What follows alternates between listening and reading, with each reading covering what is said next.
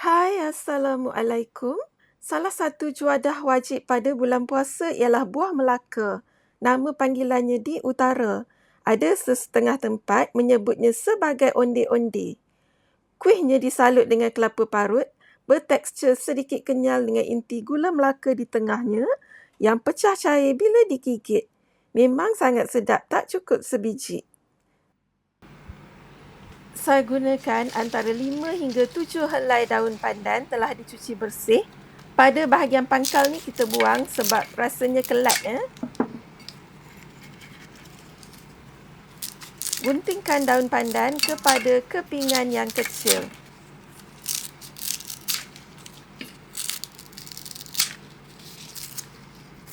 Seterusnya, masukkan ke dalam balang pengisar bersama dengan lebih kurang secawan air. Kita akan kisarkan sehingga halus.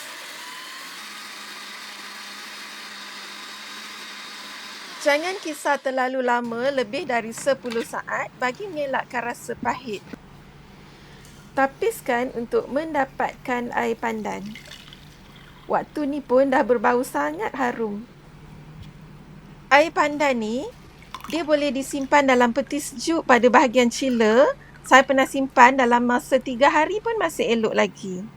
Saya akan tambahkan beberapa titis pewarna hijau dan kacau hingga sebati. Jangan letak banyak sangat pewarna ya. Ketepikan dulu. Ini pula setengah biji kelapa parut yang putih saya beli di pasar. Saya masukkan sedikit garam bagi menaikkan rasa lemaknya. Dan kelapa parut ini akan saya kukus untuk mengelakkan cepat basi.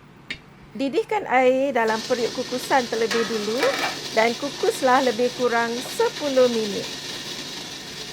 Bila anda kukus sampai keesokannya pun dalam masa 24 jam kuih anda tidak akan basi. Ketepikan juga kelapa parut kukus. Ini pula gula Melaka yang akan saya gunakan sebagai intinya. Saya gunakan yang jenis cube. Lebih senang sebab tak perlu dipotong lagi. Kalau anda gunakan jenis bulat ataupun silinder tu, perlu dipotong kecil. Untuk adunan doughnya, saya gunakan secawan tepung pulut. Saya akan letakkan juga 2 sudu besar tepung gandum atau boleh juga gunakan tepung beras. Tujuan tepung gandum ataupun tepung beras ni supaya kuih buah Melaka tidak jadi terlalu liat. Kalau tak ada, anda tak perlu letak pun tak apa. Kemudian masukkan air pandan sedikit demi sedikit ke dalam tepung. Jangan masuk banyak sekaligus sebab kadar serapan tepung dengan air tidak sama. Gaulkan hingga sebati. Kalau tak cukup air pandan tu dan masih belum membentuk douh, anda boleh tambahkan sedikit lagi. Kita akan uli sehingga mendapat douh yang tidak melekat di tangan. Douh ini tidak terlalu lembik dan juga tidak terlalu keras. Ini baki air pandan yang tidak dihabiskan. Seperti yang saya sebutkan tadi, boleh disimpan dalam peti sejuk, bahagian chiller, boleh guna keesokan harinya. Taburkan sedikit tepung gandum pada dulang ataupun pada pinggan. Ambil sedikit douh, anggaran sebesar shilling 20 sen. Tekan pada bahagian tengahnya dan masukkan cube gula Melaka. Kalau anda suka lebih manis, boleh letakkan 2 ataupun 3 cube. Tapi saya hanya letakkan 1 cube sahaja. Jadikan bentuk bulat.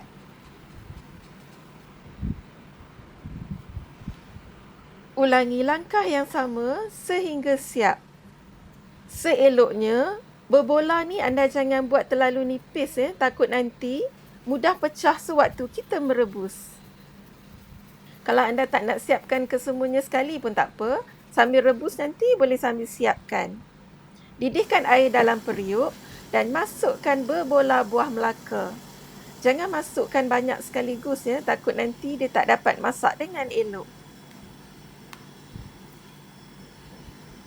Bila kita rebus, bila nampak buah Melaka mulai timbul pada permukaan air, menandakan ianya telah pun masak.